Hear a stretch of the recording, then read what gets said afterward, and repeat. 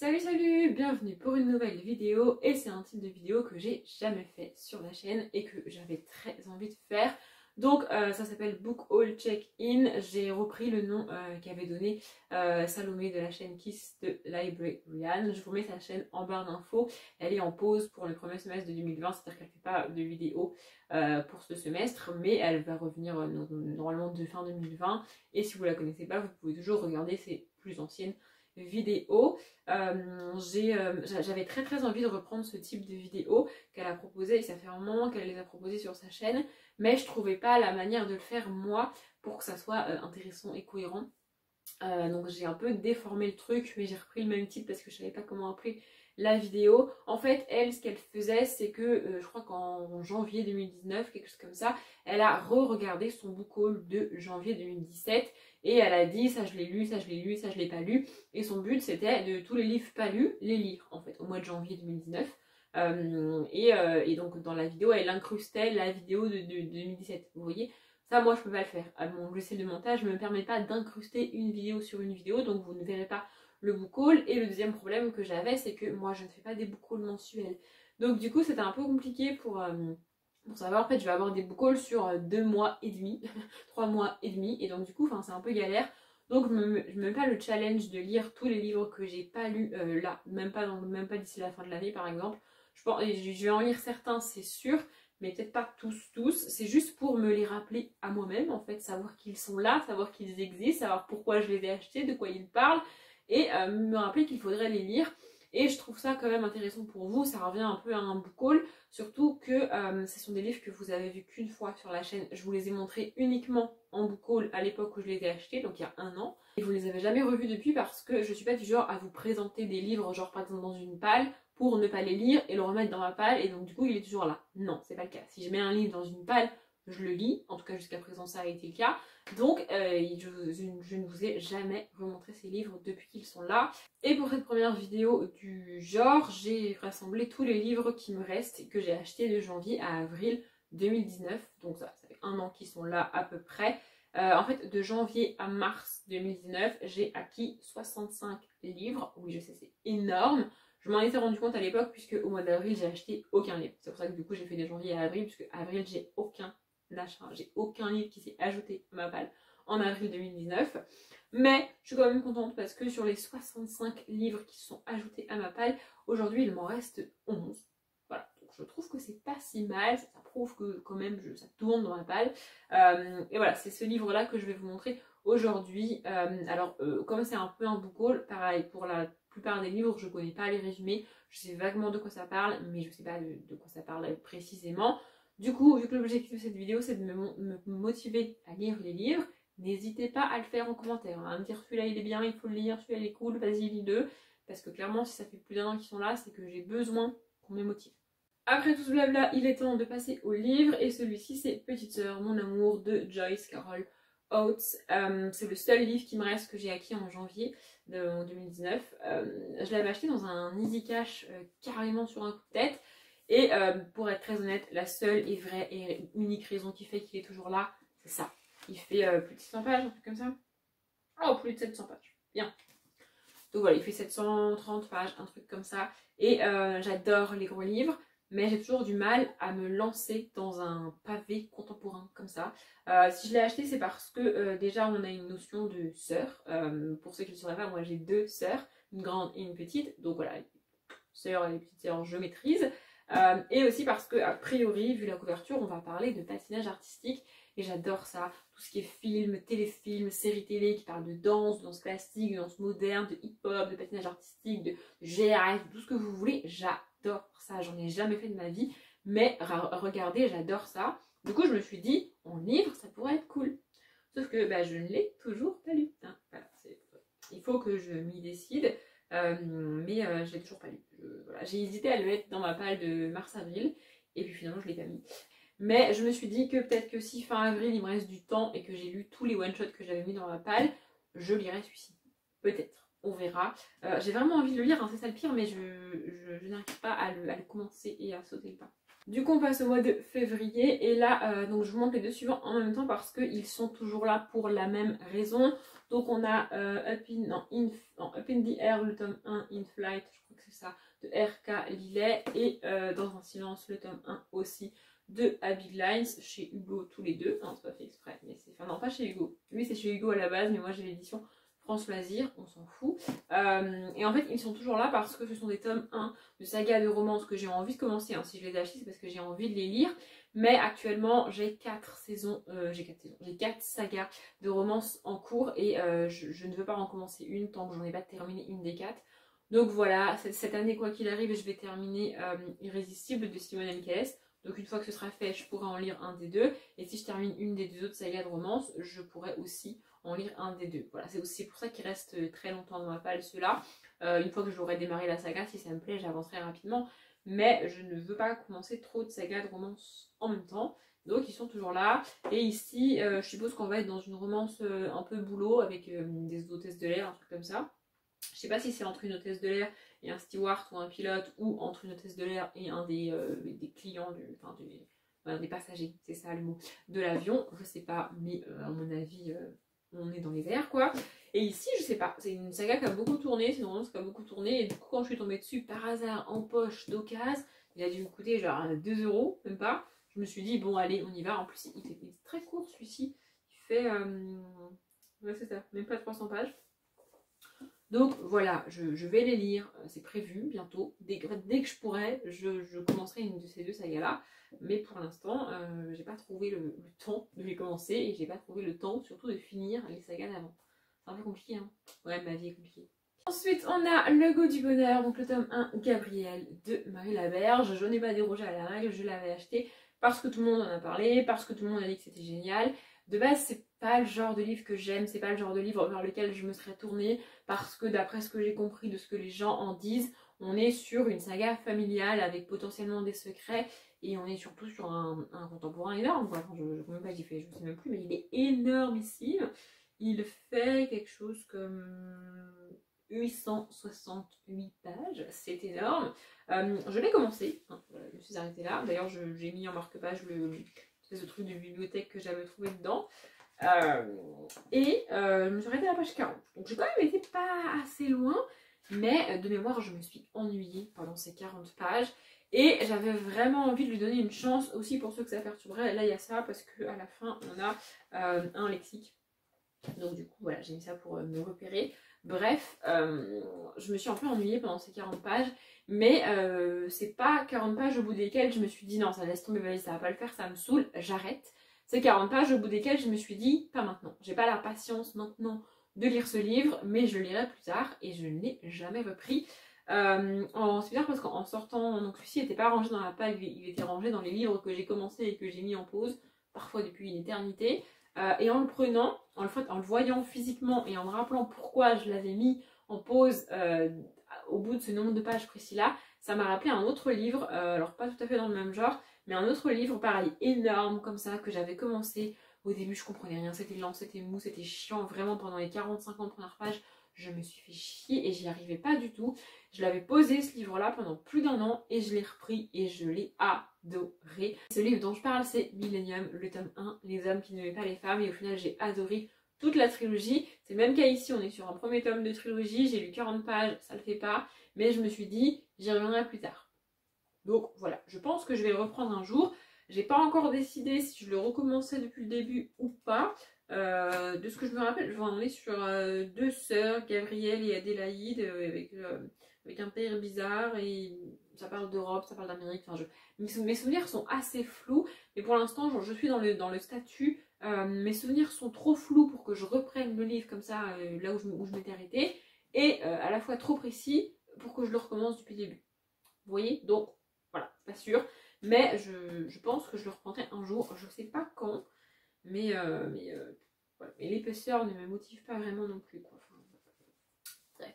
Toujours pour février, il me reste Album de famille de Danielle Steele. En fait, j'en avais encore un plus ancien de Danielle Steele, c'est celui que j'ai mis dans ma palle de mars-avril. Et tout après, il me reste celui-ci. Je crois que je l'avais déjà dit en vidéo, mais avoir un Danielle Steele dans ma palle, ça me rassure. Parce que même si j'abandonne un Danielle Steele, je sais pas, j'aime avoir un Daniel Steele dans la palle. En général, je les lis quand ça va pas fort, quand je sais pas quoi lire, quand ça fait 2-3 livres que j'abandonne, quand c'est en gros, quand c'est la misère dans ma vie et que je sais pas quoi lire, et ben je lis un Daniel Steele parce que même si je l'abandonne, c'est pas grave, ça va me relancer dans la lecture. Et donc pour ça, il me faut toujours un Daniel Steele dans la palle. Et donc là, j'en avais acheté 2 ou 3 en 2 mois, je crois. Et du coup, il me reste celui-ci. Hein, voilà. J'ai choisi l'autre. Très clairement, j'ai choisi l'autre parce qu'il était plus ancien. Hein. C'est pas une question de préférence, de goût, d'histoire. Mais j'ai choisi l'autre parce qu'il était plus ancien. Alors, moi, je lis pas les résumés. Je sais pas si vous allez voir. Mais là, on est sur un livre rose. Et le résumé est écrit en jaune dessus. Enfin, ça fait mal aux yeux, en fait. Enfin, qui arrive à lire ça? On va faire comme d'hab. Vous voulez que je vous lise les 2-3 premières phrases? C'est bien, je vous demande ça comme si vous alliez me répondre. Bref, je vous lis les 2-3 premières phrases.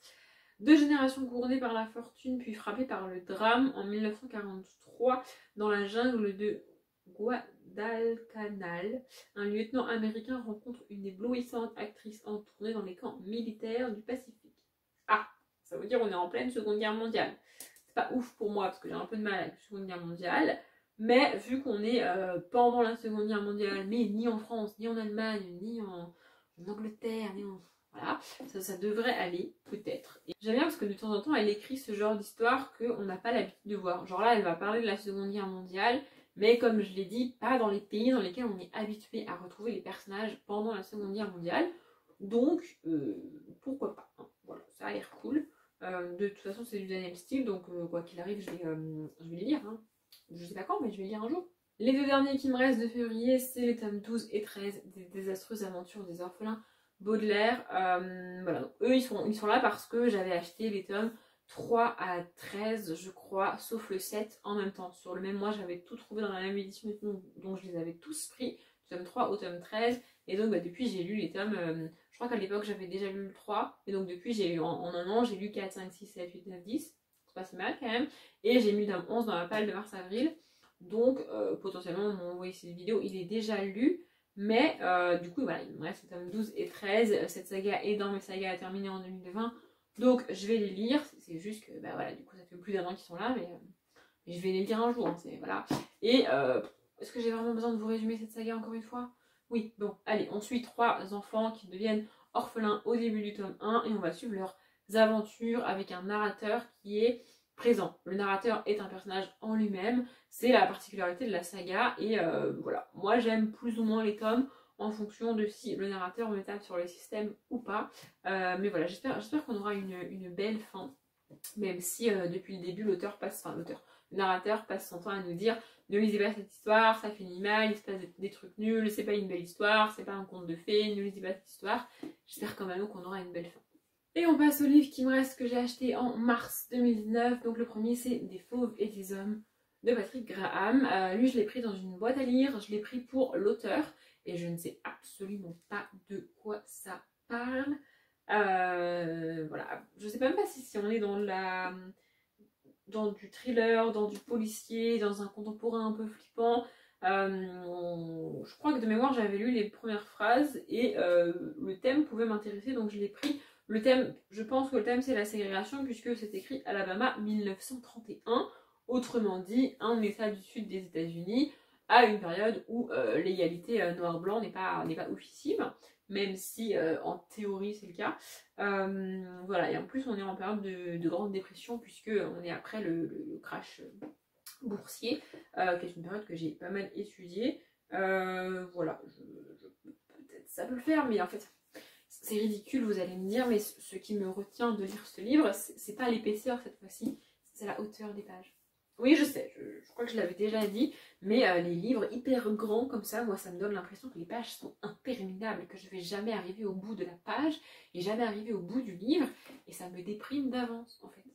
Voilà. Mais je l'ai pris dans cette boîte et je vais le lire un jour, je ne sais pas quand, mais je vais le lire. Voilà, ça serait bien que je le lise d'ici la fin de l'année celui-ci. J'aimerais vraiment lire celui-ci en particulier d'ici la fin de l'année. Je suis pas sûre que j'y arriverai, mais j'aimerais beaucoup. Celui-ci, de mémoire, je l'avais aussi pris dans la même boîte à lire le même jour que j'ai pris le Patrick Graham. Donc c'est La forêt de la peur de Michel Gagnon.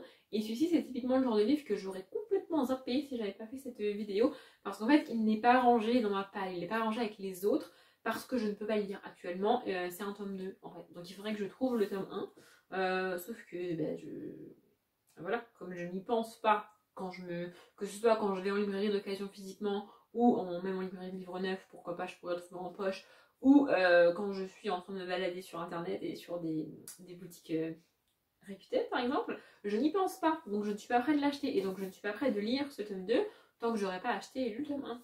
Hein, voilà. A priori on est sur les éditions Mira, donc si je me trompe pas on est dans du thriller. Hein, voilà. Et du coup je ne vais surtout pas lire le résumé puisque c'est un tome 2. Mais voilà, ça serait bien que je me procure le tome 1 dans le cours de l'année pour essayer de le lire, parce que sinon, celui-ci va rester 1000 ans dans la patte, littéralement. Voilà, si vous connaissez le titre du tome 1, n'hésitez pas à me le dire, peut-être que ça me fera le titre et que j'irai l'acheter, hein, on ne sait pas. Oui, j'essaye toutes les possibilités pour enfin sortir les livres de ma palle. Oui. L'avant-dernier, c'est Mary Gentry, le tome 1, Le baiser des ombres, de Laurel K. Hamilton. Donc ici on est sur un tome 1 de saga de Bitlit, je crois. Et un peu pareil que pour les romances, j'aime pas avoir 36 sagas de Bitlit en même temps. Et j'ai décidé que je lirais ce tome 1 quand j'aurai terminé la saga de Chasseuse de la nuit de Janine Frost, qui est dans mes sagas à terminer en 2020. Donc là je vais la terminer bientôt, enfin bientôt. J'ai pas encore lu les tomes, mais je vais la terminer bientôt, j'espère. Il me reste le tome 7 à lire. Donc voilà, ça devrait se faire dans les mois qui viennent. Et pareil, j'espère lui le lire d'ici la fin de l'année. Ça serait vraiment cool. J'ai un peu de mal avec les héroïnes de Bitlit parce que je les compare toujours à Charlie Davidson. Donc la saga, enfin le personnage et la saga de Davida Jones. Et aucune de ces héroïnes n'a tenu la comparaison. C'est-à-dire qu'elles sont toutes en dessous de Charlie pour moi. Et voilà, et du coup j'ai un peu de mal, mais pas parce que j'ai un peu de mal que je continue pas à essayer, hein. Je continue à acheter et à essayer de lire de la Bitlit, mais voilà, donc celui-ci je vais le lire prochainement, très très prochainement, je pense, par exemple je pense je pourrais le mettre dans ma palle du Pumpkin, vous voyez, si j'y arrive, ça serait cool. Oui, je vois très très loin dans la vie, mais oui, je prévois beaucoup à l'avance, moi je suis une fille organisée. Bref, voilà, j'espère vraiment le lire d'ici décembre. Vraiment, ça serait bien. Enfin, le dernier qui me reste, c'est Le Joyau, le tome 1 de Amy Ewing. Et celui-ci, il faudrait que je me foute un coup de pied au cul pour le lire. Alors en fait, c'est très très con. Il n'y a pas de j'ai une saga en cours et je vais la terminer avant de commencer celle-ci. Non, il n'y a pas.